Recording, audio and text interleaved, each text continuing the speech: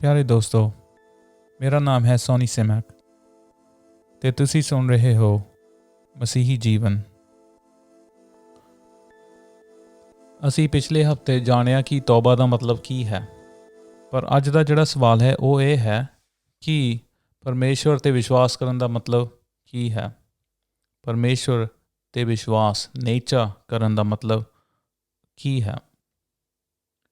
ਸਾਨੂੰ ਬਾਈਬਲ ਵਿੱਚੋਂ ਪਤਾ ਲੱਗਦਾ ਹੈ ਕਿ ਜਦੋਂ ਤੱਕ ਅਸੀਂ ਪਰਮੇਸ਼ਵਰ 'ਤੇ ਨੇਚਾ ਨਹੀਂ ਕਰਦੇ ਤਦ ਤੱਕ ਅਸੀਂ ਬਚਾਏ ਨਹੀਂ ਜਾ ਸਕਦੇ।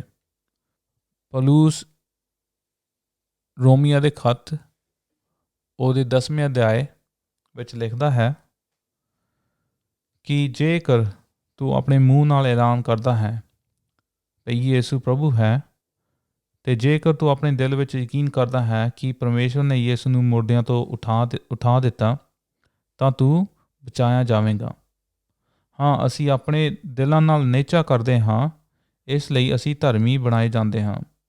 ਅਸੀਂ ਆਪਣੇ ਖੁਦ ਦੇ ਮੂੰਹਾਂ ਨਾਲ ਐਲਾਨ ਕਰਦੇ ਹਾਂ ਕਿ ਅਸੀਂ ਉਸ ਵਿੱਚ ਨੇਚਾ ਕਰਦੇ ਹਾਂ, ਇਸ ਲਈ ਅਸੀਂ ਬਚਾਏ ਜਾਂਦੇ ਹਾਂ। ਅਤੇ ਜਦੋਂ ਅਸੀਂ ਇਹ ਗੱਲ ਪੜ੍ਹਦੇ ਹਾਂ ਤਾਂ ਸਾਨੂੰ ਪਤਾ ਲੱਗਦਾ ਹੈ ਕਿ ਨੇਚਾ ਜਾਂ ਵਿਸ਼ਵਾਸ ਯਿਸੂ ਮਸੀਹ 'ਤੇ ਹੋਣਾ ਬਹੁਤ ਹੀ ਜ਼ਰੂਰੀ ਹੈ ਜੇ ਅਸੀਂ ਮੁਕਤੀ ਚਾਹੁੰਦੇ ਹਾਂ, ਜੇ ਅਸੀਂ ਸਦੀਵਕ ਜ਼ਿੰਦਗੀ ਚਾਹੁੰਦੇ ਹਾਂ, ਜੇ ਅਸੀਂ ਪਾਪਾਂ ਤੋਂ ਮਾਫ਼ੀ ਚਾਹੁੰਦੇ ਹਾਂ, ਅਤੇ ਸਾਡੇ ਦਿਲਾਂ ਦੇ ਵਿੱਚ ਯਿਸੂ ਮਸੀਹ ਦੇ ਉੱਤੇ ਨੇਚਾ ਹੋਣਾ ਬਹੁਤ ਹੀ ਜ਼ਰੂਰੀ ਹੈ। ਅਤੇ ਅਸੀਂ ਪੜ੍ਹਦੇ ਹਾਂ ਫਿਰ ਰੋਮੀਆਂ ਦੇ ਖੱਤ ਉਹਦਾ 10ਵੇਂ ਅਧਿਆਏ ਦੇ ਵਿੱਚ ਉਹਦੀ 11ਵੀਂ ਆਇਤ ਤੋਂ ਲੈ ਕੇ, ਹਾਂ, ਪੋਥੀ ਆਖਦੀ ਹੈ ਜਿਹੜਾ ਵੀ ਮਨੁੱਖ ਉਸ ਉੱਪਰ ਨੇਚਾ ਰੱਖੇਗਾ ਉਹ ਸ਼ਰਮਿੰਦਾ ਨਹੀਂ ਹੋਏਗਾ।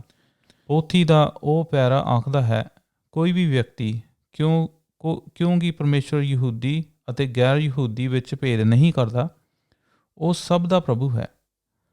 ਪ੍ਰਭੂ ਉਹਨਾਂ ਸਭ ਲੋਕਾਂ ਨੂੰ ਅਥਾਹ ਅਸੀਸਾਂ ਦਿੰਦਾ ਹੈ ਜਿਹੜੇ ਉਸ ਵਿੱਚ ਨੇਚਾ ਰੱਖਦੇ ਹਨ। ਪੋਥੀਆਂ ਆਖਦੀਆਂ ਹਨ, ਹਰ ਉਹ ਮਨੁੱਖ ਜੋ ਪ੍ਰਭੂ ਵਿੱਚ ਵਿਸ਼ਵਾਸ ਰੱਖਦਾ ਹੈ ਉਹ ਬਚਾਇਆ ਜਾਵੇਗਾ।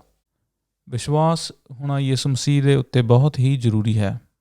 ਅਤੇ ਵਿਸ਼ਵਾਸ ਦਾ ਮਤਲਬ ਕੀ ਹੈ, ਅਸੀਂ ਅੱਜ ਇਹ ਚੀਜ਼ ਦੇਖਦੇ ਹਾਂ, ਕਿਉਂਕਿ ਤੌਬਾ ਅਤੇ ਵਿਸ਼ਵਾਸ ਤੋਂ ਬਿਨਾਂ ਕੋਈ ਵੀ ਇਨਸਾਨ ਸਦੀਵਕ ਜ਼ਿੰਦਗੀ ਨਹੀਂ ਪਾ ਸਕਦਾ। ਕੋਈ ਵੀ ਇਨਸਾਨ ਪ੍ਰਭੂ ਯਿਸੂ ਮਸੀਹ ਦੇ ਜ਼ਰੀਏ ਖੁਦਾਵੰਦ ਦੇ ਨਾਲ ਰਿਸ਼ਤਾ ਕਾਇਮ ਨਹੀਂ ਕਰ ਸਕਦਾ। ਫਿਰ ਪੌਲੁਸ ਲਿਖਦਾ ਹੈ 14ਵੀਂ ਆਇਤ ਵਿੱਚ, ਪਰ ਸਹਾਇਤਾ ਲਈ ਪ੍ਰਭੂ ਵਿੱਚ ਭਰੋਸਾ ਕਰਨ ਤੋਂ ਪਹਿਲਾਂ ਉਹਨਾਂ ਨੂੰ ਉਸ ਵਿੱਚ ਵਿਸ਼ਵਾਸ ਕਰਨਾ ਚਾਹੀਦਾ ਹੈ ਅਤੇ ਉਸ ਵਿੱਚ ਨੇਚਾ ਰੱਖਣ ਤੋਂ ਪਹਿਲਾਂ ਉਹਨਾਂ ਨੂੰ ਪ੍ਰਭੂ ਬਾਰੇ ਸੁਣਨਾ ਚਾਹੀਦਾ ਹੈ ਅਤੇ ਉਸ ਬਾਰੇ ਸੁਣਨ ਤੋਂ ਪਹਿਲਾਂ ਕਿਸੇ ਨੂੰ ਉਹਨਾਂ ਨੂੰ ਉਸ ਬਾਰੇ ਦੱਸਣਾ ਚਾਹੀਦਾ ਹੈ। ਪੌਲੁਸ ਜੋ ਕਿ ਰਸੂਲ ਹੈ, ਉਹ ਇਹ ਗੱਲ ਆਖਦਾ ਹੈ ਕਿ ਵਿਸ਼ਵਾਸ ਕਰਨ ਲਈ ਤੁਹਾਨੂੰ ਕੁਛ ਜਾਣਨ ਦੀ ਲੋੜ ਹੈ, ਅਤੇ ਉਹ ਚੀਜ਼ ਜਿਹੜੀ ਅਸੀਂ ਜਾਣਨਾ ਚਾਹੁੰਦੇ ਹਾਂ ਜਾਂ ਸਾਨੂੰ ਜਾਣਨ ਦੀ ਲੋੜ ਹੈ, ਉਹ ਬਾਈਬਲ ਵਿੱਚੋਂ ਸਾਨੂੰ ਚੀਜ਼ ਮਿਲਦੀ ਹੈ, ਬਾਈਬਲ ਦਾ ਵਚਨ। ਪਰ ਜਿਹੜਾ ਇਹ ਵਚਨ ਹੈ ਕੋਈ ਸੁਣਾਉਣ ਵਾਲਾ ਵੀ ਚਾਹੀਦਾ ਹੈ, ਅਤੇ ਇਸੇ ਕਰਕੇ ਖੁਦਾਵੰਦ ਨੇ ਲੋਕਾਂ ਨੂੰ ਚੁਣਿਆ, ਆਪਣੇ ਲੋਕਾਂ ਨੂੰ, ਨਬੀਆਂ ਨੂੰ, ਰਸੂਲਾਂ ਨੂੰ ਅਤੇ ਹੁਣ ਪ੍ਰਚਾਰਕਾਂ ਨੂੰ ਚੁਣਦਾ ਹੈ ਤਾਂ ਕਿ ਉਹ ਦੂਜੇ ਲੋਕਾਂ ਨੂੰ ਖੁਸ਼ਖਬਰੀ ਸੁਣਾ ਸਕਣ। ਅਤੇ ਖੁਸ਼ਖਬਰੀ ਦਾ ਜਾਣਨਾ ਬਹੁਤ ਹੀ ਜ਼ਰੂਰੀ ਹੈ ਕਿ ਯਿਸੂ ਮਸੀਹ ਨੇ ਸਾਡੇ ਪਾਪਾਂ ਲਈ ਆਪਣੇ ਆਪ ਨੂੰ ਕੁਰਬਾਨ ਕਰ ਦਿੱਤਾ ਸਲੀਬ ਦੇ ਉੱਤੇ, ਅਤੇ ਉਹ ਤੀਜੇ ਦਿਨ ਜਿੰਦਾ ਹੋ ਗਿਆ, ਅਤੇ ਹੁਣ ਉਹ ਸਵਰਗ ਅਤੇ ਧਰਤੀ ਦਾ ਰਾਜਾ ਹੈ ਅਤੇ ਉਹ ਵਾਪਸ ਆਉਣ ਵਾਲਾ ਹੈ। ਜੋ ਕੋਈ ਇਸ ਚੀਜ਼ 'ਤੇ ਯਕੀਨ ਕਰਦਾ ਹੈ ਅਤੇ ਆਪਣੇ ਮਨ ਨੂੰ ਫੇਰਦਾ ਹੈ ਅਤੇ ਯਿਸੂ ਮਸੀਹ ਦੇ ਵੱਲ ਆਉਂਦਾ ਹੈ ਅਤੇ ਜਾਣ ਲੈਂਦਾ ਹੈ ਕਿ ਵਾਕਈ ਹੀ ਉਸ ਇਨਸਾਨ ਨੂੰ ਪਾਪਾਂ ਤੋਂ ਤੌਬਾ ਕਰਨ ਦੀ ਲੋੜ ਹੈ, ਅਤੇ ਜਦੋਂ ਉਹ ਪਾਪਾਂ ਦਾ ਇਕਰਾਰ ਕਰਦਾ ਹੈ, ਸ਼ਰਮਿੰਦਾ ਹੋ ਕੇ ਖੁਦਾਵੰਦ ਤੋਂ ਮਾफ़ੀ ਮੰਗਦਾ ਹੈ, ਅਤੇ ਕੀ ਖੁਦਾਵੰਦ ਉਸ ਦੇ ਦਿਲ ਨੂੰ ਚੇਂਜ ਕਰ ਦਿੰਦਾ ਹੈ, ਉਸ ਨੂੰ ਨਵਾਂ ਦਿਲ ਦੇ ਦਿੰਦਾ ਹੈ। ਅਤੇ ਜਿਹੜਾ ਨਵਾਂ ਦਿਲ ਜਦੋਂ ਸਾਨੂੰ ਮਿਲਦਾ ਹੈ ਤੌਬਾ ਦੇ ਜ਼ਰੀਏ, ਉਹ ਨਵਾਂ ਦਿਲ ਹੁਣ ਪ੍ਰਭੂ 'ਤੇ ਯਕੀਨ ਕਰਨਾ ਸ਼ੁਰੂ ਕਰ ਦਿੰਦਾ ਹੈ। ਹੁਣ ਉਹ ਪ੍ਰਭੂ ਯਿਸੂ ਮਸੀਹ ਦੇ ਉੱਤੇ ਨੇਚਾ ਲਿਆਉਣੀ ਸ਼ੁਰੂ ਕਰ ਦਿੰਦਾ ਹੈ। ਅਤੇ ਇਹ ਨੇਚਾ ਦੇ ਅਸੀਂ 3 ਚੀਜ਼ਾਂ ਦੇਖਦੇ ਹਾਂ ਜਿਹੜੀਆਂ ਕਿ ਸਾਡੇ ਲਈ ਬਹੁਤ ਹੀ ਜ਼ਰੂਰੀ ਹਨ ਜਾਣਨੀਆਂ। ਪਹਿਲੀ ਗੱਲ, ਗਿਆਨ ਪ੍ਰਭੂ ਦੇ ਬਚਨ ਦਾ, ਪ੍ਰਭੂ ਬਾਰੇ, ਸਾਡੇ ਖੁਦ ਦੇ ਪਾਪਾਂ ਬਾਰੇ, ਇਹ ਜ਼ਿੰਦਗੀ ਦਾ ਮਤਲਬ ਕੀ ਹੈ, ਪਰਮੇਸ਼ਵਰ ਨੇ ਸਾਡੇ ਨਾਲ ਗੱਲ ਕਿਉਂ ਕੀਤੀ ਹੈ, ਬਾਈਬਲ ਅਸੀਂ ਕਿਉਂ ਪੜ੍ਹਦੇ ਹਾਂ, ਇਹ ਚੀਜ਼ਾਂ ਦਾ ਗਿਆਨ ਸਾਨੂੰ ਬਾਈਬਲ ਵਿੱਚੋਂ ਹੀ ਮਿਲਦਾ ਹੈ।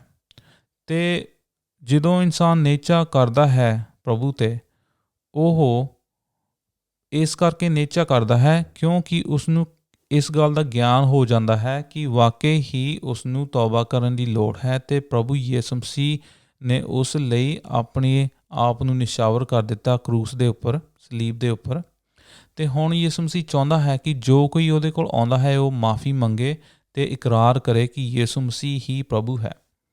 ਇਸ ਚੀਜ਼ ਦਾ ਗਿਆਨ ਹੋਣਾ ਬਹੁਤ ਹੀ ਜ਼ਰੂਰੀ ਹੈ। ਜੇ ਸਾਡੇ ਕੋਲ ਇਸ ਚੀਜ਼ ਦਾ ਗਿਆਨ ਹੀ ਨਹੀਂ ਹੈ ਅਤੇ ਫਿਰ ਅਸੀਂ ਇਸ ਚੀਜ਼ਾਂ 'ਤੇ ਅਮਲ ਕਿੱਦਾਂ ਕਰ ਸਕਦੇ ਹਾਂ। ਅਤੇ ਨੇਚਾ ਦਾ ਇੱਕ ਪੜਾਅ ਇਹ ਹੈ ਕਿ ਸਾਨੂੰ ਪ੍ਰਭੂ ਦਾ ਅਤੇ ਉਸਦੇ ਕਹੇ ਹੋਏ ਵਚਨਾਂ ਦਾ ਗਿਆਨ ਹੋਣਾ ਚਾਹੀਦਾ ਹੈ। ਪਰ ਗਿਆਨ ਤਾਂ ਉਦੋਂ ਹੀ ਹੋਏਗਾ ਜਦੋਂ ਕੋਈ ਸਾਨੂੰ ਆ ਕੇ ਦੱਸੇਗਾ ਕਿ ਯਿਸੂ ਮਸੀਹ ਇੱਦਾਂ ਦਾ ਹੈ, ਯਿਸੂ ਮਸੀਹ ਬਚਾਉਣ ਵਾਲਾ ਹੈ, ਯਿਸੂ ਮਸੀਹ ਮਸੀਹ ਹੈ, ਯਿਸੂ ਮਸੀਹ ਸਾਡੇ ਲਈ ਆਉਂਦਾ ਹੈ ਅਤੇ ਸਾਨੂੰ ਉਹ ਬਚਾਉਂਦਾ ਹੈ। ਜੇ ਸਾਨੂੰ ਇਸ ਗੱਲ ਦਾ ਗਿਆਨ ਹੀ ਨਹੀਂ ਹੈ ਕਿ ਸਾਨੂੰ ਬਚਾਉਣ ਦੀ ਲੋੜ ਹੈ, ਸਾਨੂੰ ਬਚਣ ਦੀ ਲੋੜ ਹੈ, ਅਤੇ ਅਸੀਂ ਆਪਣੇ ਆਪ ਖੁਦ ਬਚ ਨਹੀਂ ਸਕਦੇ, ਸਾਨੂੰ ਖੁਦਾ ਹੀ ਬਚਾ ਸਕਦਾ ਹੈ। ਜਦੋਂ ਤੱਕ ਅਸੀਂ ਇਹ ਜਾਣ ਨਹੀਂ ਲੈਂਦੇ ਤਾਂ ਫਿਰ ਅਸੀਂ ਕਿੱਦਾਂ ਕਹਿ ਸਕਦੇ ਹਾਂ ਕਿ ਸਾਨੂੰ ਬਚਣ ਦੀ ਲੋੜ ਹੈ। ਇਸੇ ਕਰਕੇ ਖੁਦਾਵੰਦ ਆਪਣੇ ਪ੍ਰਚਾਰਕਾਂ ਦੇ ਜ਼ਰੀਏ ਆਪਣੇ ਵਚਨ ਦਾ ਪ੍ਰਚਾਰ ਕਰਦਾ ਹੈ ਅਤੇ ਸਾਨੂੰ ਦੱਸਦਾ ਹੈ, ਸਾਨੂੰ ਗਿਆਨ ਦਿੰਦਾ ਹੈ ਕਿ ਸਾਨੂੰ ਬਚਣ ਦੀ ਲੋੜ ਹੈ ਅਤੇ ਸਾਨੂੰ ਪਰਮੇਸ਼ਵਰ ਵੱਲ ਆਪਣਾ ਰਾਹ ਮੋੜਨ ਦੀ ਲੋੜ ਹੈ। ਇਸੇ ਕਰਕੇ ਗਿਆਨ ਦੇ ਜ਼ਰੀਏ ਸਾਨੂੰ ਤੌਬਾ ਕਰਨ ਦਾ ਕੀ ਇੱਕ ਰੀਜ਼ਨ ਮਿਲ ਜਾਂਦਾ ਹੈ, ਸਾਨੂੰ ਤੌਬਾ ਕਰਨ ਦਾ ਹੁਕਮ ਮਿਲਦਾ ਹੈ। ਦੂਜੀ ਗੱਲ, ਦਿਲ ਦਾ ਚੇਂਜ ਹੋਣਾ।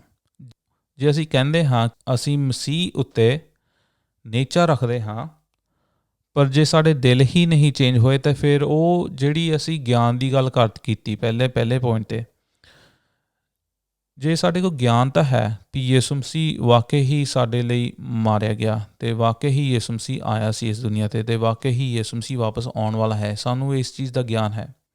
ਪਰ ਜੇ ਅਸੀਂ ਗਿਆਨ ਨੂੰ ਅਸੀਂ ਆਪਣੇ ਦਿਲਾਂ ਦੇ ਵਿੱਚ ਲਾਉਂਦੇ ਨਹੀਂ ਹਾਂ, ਆਪਣੇ ਦਿਲਾਂ ਨੂੰ ਕਾਇਲ ਨਹੀਂ ਕਰਦੇ ਇਸ ਗਿਆਨ ਦੇ ਜ਼ਰੀਏ, ਅਤੇ ਫਿਰ ਸਾਡਾ ਦਿਲ ਕਿੱਦਾਂ ਚੇਂਜ ਹੋ ਸਕਦਾ ਹੈ।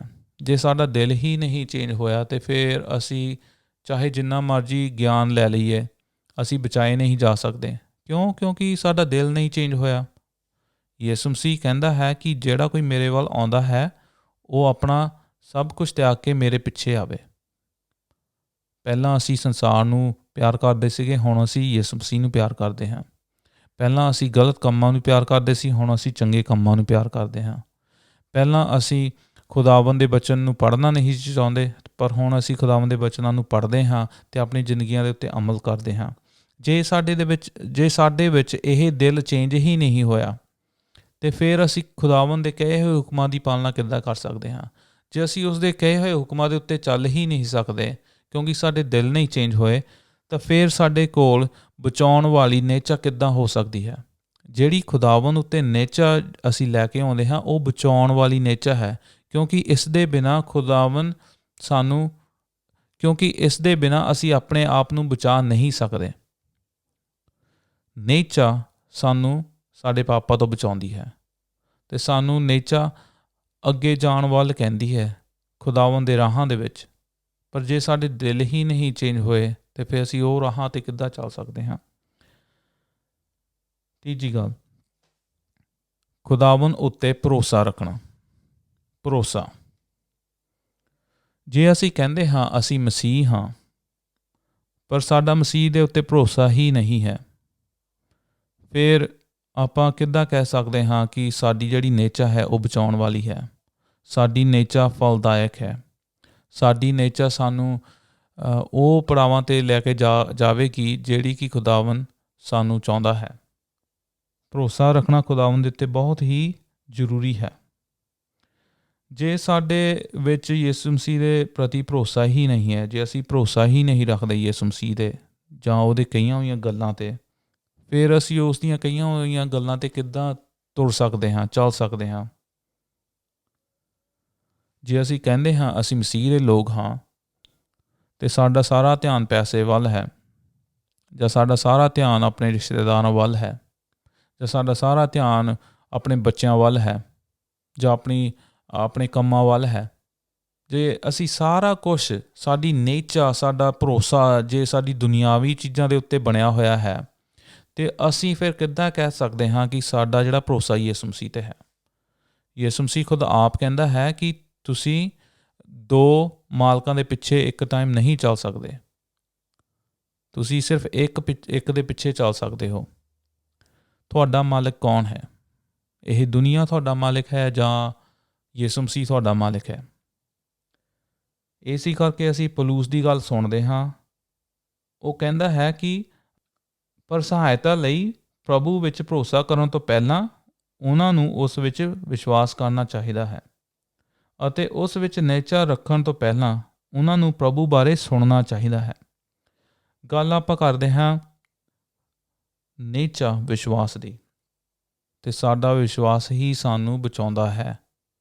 ਸਾਡਾ ਵਿਸ਼ਵਾਸ ਸਾਨੂੰ ਮਸੀਹ ਦੇ ਕੰਮਾਂ ਦੇ ਉੱਤੇ ਚੱਲਣਾ ਸਿਖਾਉਂਦਾ ਹੈ। ਸਾਡਾ ਵਿਸ਼ਵਾਸ ਹੁਣ ਸਾਨੂੰ ਦੱਸਦਾ ਹੈ ਕਿ ਅਸੀਂ ਹੁਣ ਖੁਦਾਵੰਦ ਦੇ ਲੋਕ ਹਾਂ, ਅਤੇ ਅਸੀਂ ਇਹ ਸੰਸਾਰ ਦੇ ਲੋਕ ਨਹੀਂ ਹਾਂ। ਅਤੇ ਖੁਦਾਵੰਦ ਵੀ ਇਹੀ ਚਾਹੁੰਦਾ ਹੈ ਕਿ ਤੁਸੀਂ ਜਾਣ ਲਵੋ ਕਿ ਤੁਸੀਂ ਇਸ ਧਰਤੀ ਦੇ ਲੋਕ ਨਹੀਂ ਹੋ, ਤੁਸੀਂ ਸਵਰਗੀ ਲੋਕ ਹੋ, ਖੁਦਾਵੰਦ ਦੇ ਬਚਾਏ ਹੋਏ ਲੋਕ ਹੋ।